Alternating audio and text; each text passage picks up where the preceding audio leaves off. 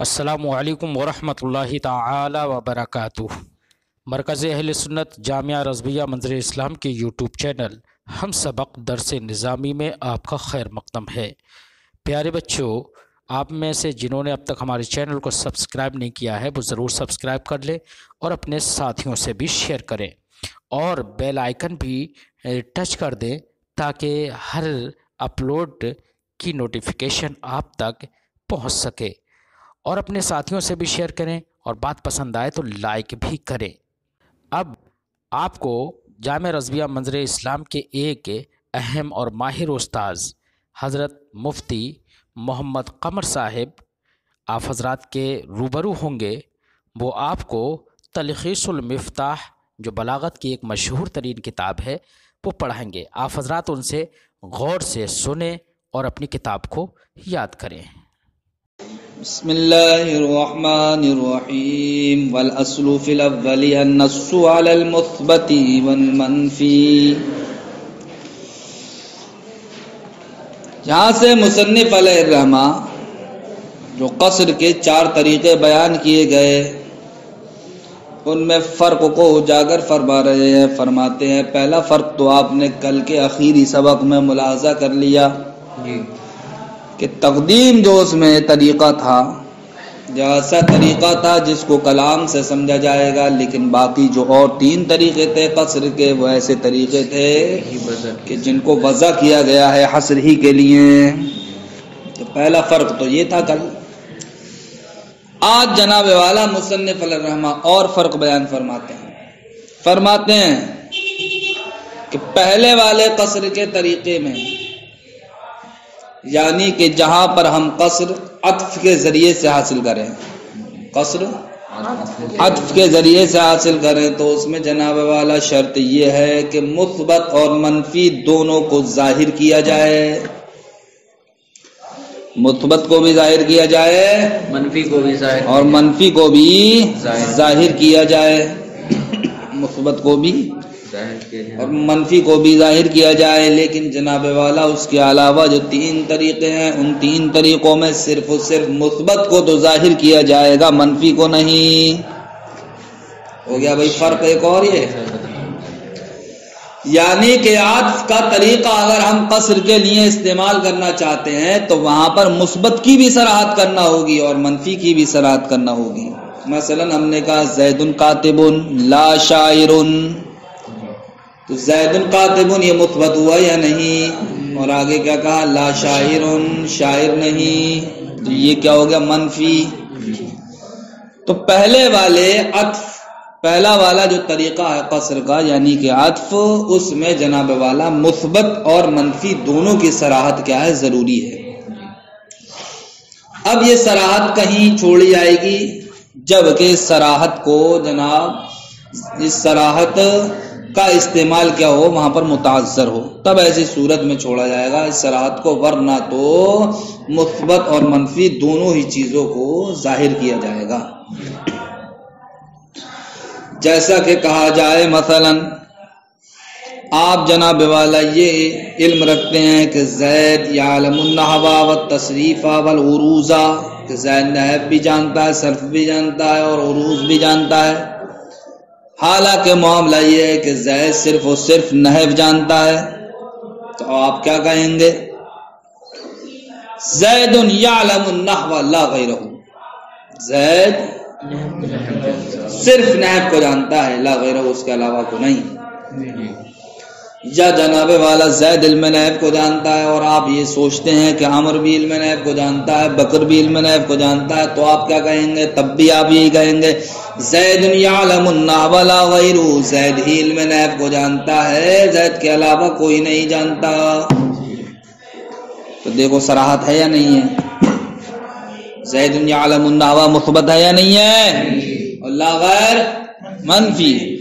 تو عطف کے ذریعے سے جب ہم حصر حاصل کرنے کے در پہ ہوں گے تو وہاں پر جناب والا جہاں کلام کا مثبت ہونا ظاہر ضروری ہے مثبت، اسی طریقے سے کلام کے منفی ہونے کو ظاہر کرنا بھی ضروری ہے۔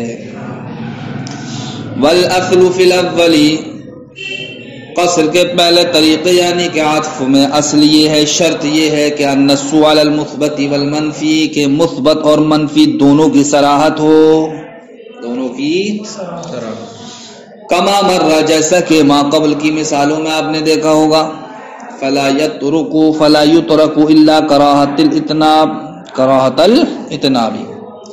لہذا اب اس بات و نفی کی صراحت کو نہیں چھوڑا جائے گا مگر وہاں جہاں پر کلام کو لمبا ناپسند سمجھا جاتا ہو، کلام کو لمبا کرنا ناپسند سمجھا جاتا ہو۔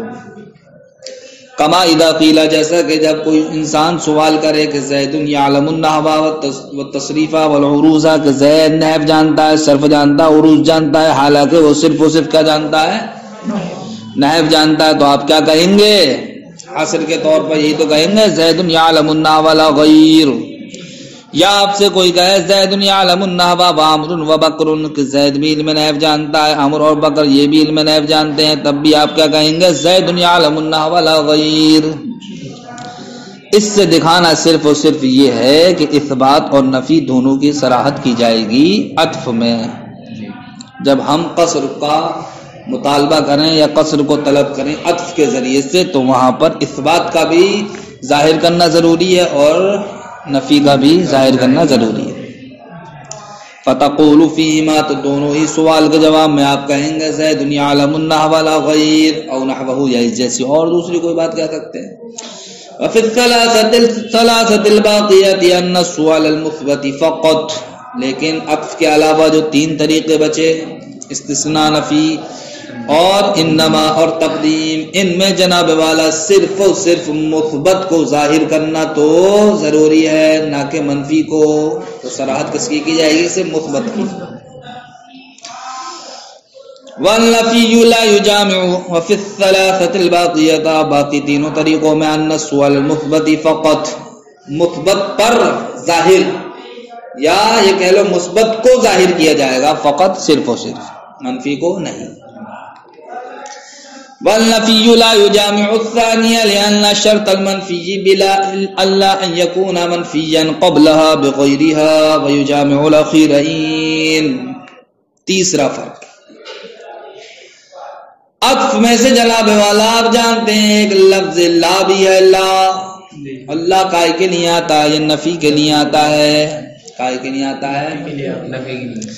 لہذا جناب والا فرماتے ہیں کہ نفی یہ طریقے ثانی کے ساتھ جمع نہیں ہوگی، نفی طریقے ثانی کے ساتھ۔ دوسرا والا طریقہ کیا ہے؟ حاصل کا نفی اور استثناء۔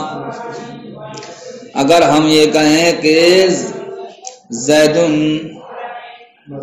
ما زید الا قائم، اور کیا کہیں؟ آگے کوئی جملہ بنا دیں لا کے ذریعے سے، ما زید الا قائم، زید نہیں ہے مگر کھڑا، اب کہہ دیں ہم لا قائد، نہ کے بیٹھا، مثلا یہ فرض کر لو ایک جملہ جیسے کہ، تو یہاں پر ہم لا کو دوسرے والے طریقے نفی اور استثناء کے ساتھ جمع کر رہے ہیں یا نہیں کر رہے ہیں؟ یہاں یہ بتانا چاہ رہے ہیں کہ نفی طریقے ثانی کے ساتھ جمع نہیں ہوگا، یا حرف نفی طریقے ثانی کے ساتھ جمع نہیں ہوگا، یعنی کہ یہ نہیں کہا جائے گا مثلا زید ما زید الا قائم لا قائد، یہ نہیں کہا جائے گا۔ کیوں صاحب؟ نفی طریقے ثانی کے ساتھ جمع کیوں نہیں ہوگا؟ اس کی وجہ کیا ہے؟ اس کی وجہ یہ ہے کہ جناب والا لا جو نفی کے لیے آتا ہے اس کی شرط یہ ہے کہ اس سے پہلے کسی دوسرے حرف کے ذریعے سے نفی نہ کی گئی ہو۔ جی اس کی شرط کیا ہے؟ اس سے پہلے کسی دوسرے حرف نفی سے کلام میں نفی نہ کی گئی ہو۔ اب جناب والا اگر ہم لا عطفہ کا اجتماع کرنے کے اس کے ساتھ طریقہ ثانی کے ساتھ، تو وہاں پر لازم یہ آئے گا کہ لا کی لا سے نفی کرنے سے پہلے ماں کے ذریعے سے نفی کر دی گئی ہے۔ اب شرط فوت ہو رہی نہیں ہو رہی ہے؟ تو لا نفی کی شرط یہ ہے جناب والا کہ اس سے پہلے کسی اور دوسرے حرف نفی کے ذریعے سے نفی نہ کی گئی ہو، لہذا اب اگر ہم لا کو کائے کے ساتھ جمع کر دیں گے، دوسرے والے طریقے کے ساتھ تو یہ شرط فوت ہو جائے گی. اس شرط سے بچنے کے لیے ہم نے یہ حکم لگا دیا کہ لائے نفی یہ طریقے ثانی کے ساتھ جمع نہیں ہوگا. لائے نفی طریقے ثانی ساتھ جمع نہیں ہوگا. لیکن جناب والا لائے نفی انما کے ساتھ بھی جمع ہو جائے گا, لائے نفی تقدیم کے ساتھ بھی جمع ہو جائے گا. اب یہ تیسرا فرق ہو گیا جناب والا طرق قصر کے درمیان. جو قصر کے طریقے ہیں کہ لا جو نفی کے لیے آتا ہے, جو عطف کے طرق میں سے ایک حرف ہے, طرق عطف میں سے, یا حصر کا جو طریقہ کیا ہے عطف ہے, اس میں سے ایک حرف کیا ہے لا نفی. تو یہ لا نفی جناب والا طریق ثانی یعنی نفی اور استثناء کے ساتھ جمع نہیں ہوگا, لیکن انما اور تقدیم یعنی تیسرے اور چوتھے طریقے کے ساتھ کیا ہو جائے گا, جمع ہو جائے گا. یہ تیسرا فرق ہو گیا. فرماتے ہیں والنفی لا یجامع الثانی, اور نفی یہ ثانی کے ساتھ جمع نہیں ہوگا, یعنی کہ لائے نفی جو حرف عطف میں سے ہے یہ جناب والا طریقہ ثانی یعنی نفی اور استثناء کے ساتھ جمع نہیں ہوگا. کیوں؟ لأن شرط المنفیہ, اس لیے کہ نفی کی شرط بلا لا کے ذریعے نفی کی شرط یہ ہے کہ اللہ یکون منفیا قبلها بغیرها, کہ جناب والا اس سے پہلے اس کے علاوہ کسی حرف سے نفی نہ ہوئی ہو. وَيُجَامِعُ الْأَخِيرَيْنِ, لیکن جناب والا لا نفی اخیر والے یعنی کہ انما کے ساتھ اور تقدیم کے ساتھ جمع ہو جاتا ہے. فیقال, تو کہا جاتا ہے انما انا تمیمی لا قیسی. تو دیکھو انما کے ساتھ لا جمع ہو گیا. اور جیسے کہا جاتا ہوا یاتینی لا عمر, تو دیکھو یہاں پر ہوا مقدم ہے, تقدیم کے ساتھ جمع ہو گیا لا.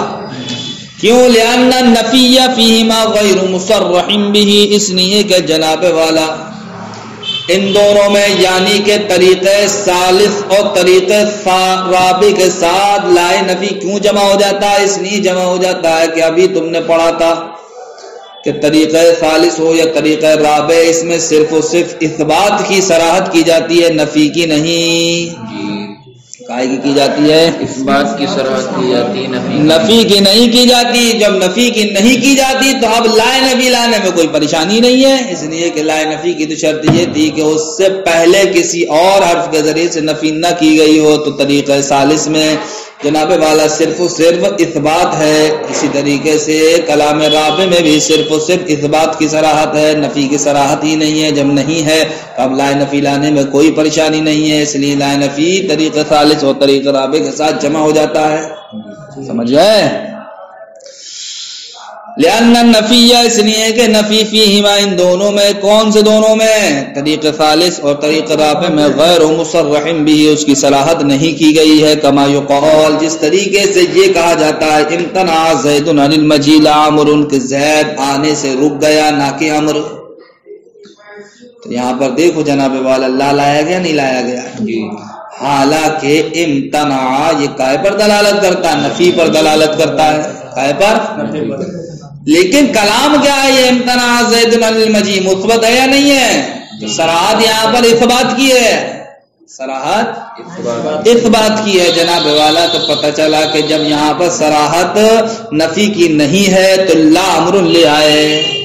تو جس طریقے سے یہاں پر جناب والا نفی کی صراحت نہ ہونے کی وجہ سے لائے نفی کو لانا درست ہے, اسی طریقے سے لائے نفی کو طریقہ ثالث کو طریقہ رابع کے ساتھ بھی لانا صحیح ہے, اس لیے کہ طریقہ ثالث اور طریقہ رابع میں بھی نفی کی صراحت نہیں ہے.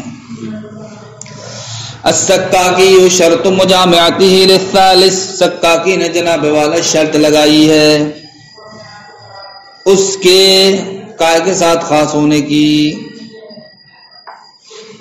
سکاکی نے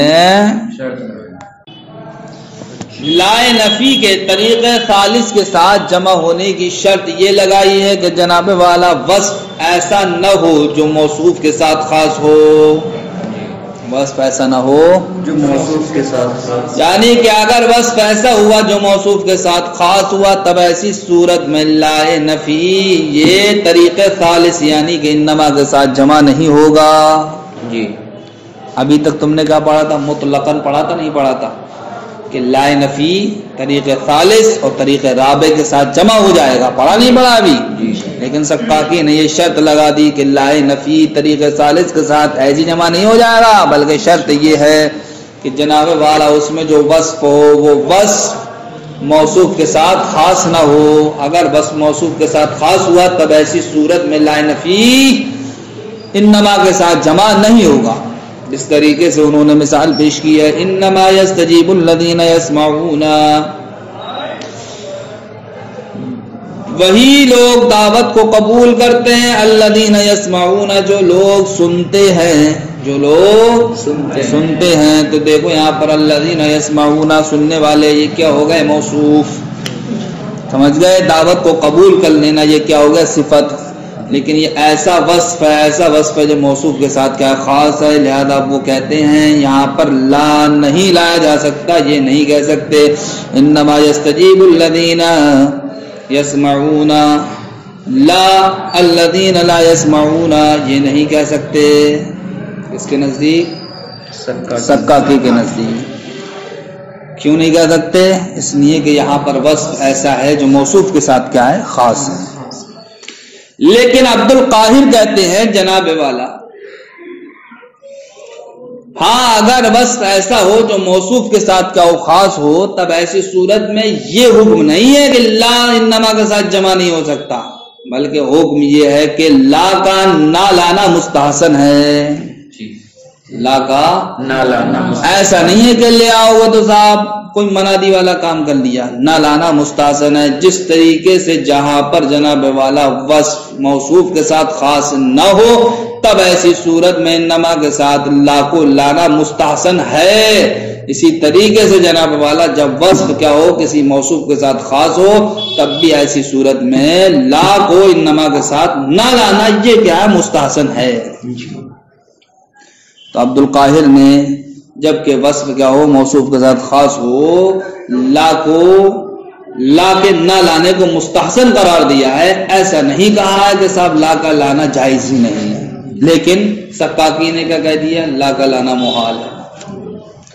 لیکن مصنف علیہ الرحمہ بھی عبد القاہر کے قول کو اپناتے ہیں، اسی کو پسند کرتے ہیں، اسی کو پسند کرتے ہیں، اس لیے کہ تاکیدن جناب والا اس مقام پر کہ جہاں پر وصف کیا ہو موصوف کے ساتھ خاص ہو لا کو جمع کر سکتے ہیں اور یہ کہہ سکتے ہیں انما یستجیب الذین یسمعون لا الذین لا یسمعون، جی نہ کہ وہ لوگ جو نہیں سنتے ہیں۔ یہ تاکید ہو گیا، سمجھ گئے؟ تاکید کے طور پر کہنا صحیح ہے، جب صحیح ہے تو عبد القاہر کی بات صحیح ہوگی، اس لیے کہ عبد القاہر کے نزدیک نہ لانا وہ لانا یہ مستحسن نہیں ہے، بس تو غیر مستحسن تو کام ہوگا اس میں، لیکن یہ تو نہیں ہے کہ لانا محال ہو جائے گا۔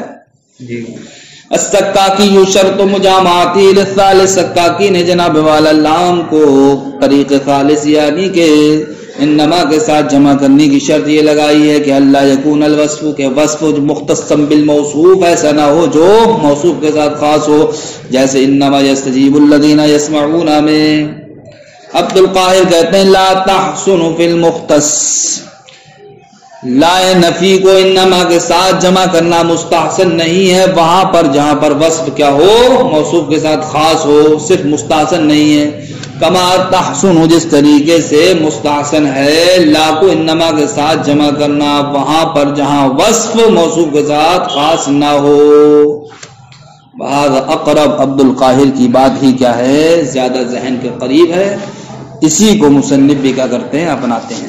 السلام علیکم ورحمۃ اللہ۔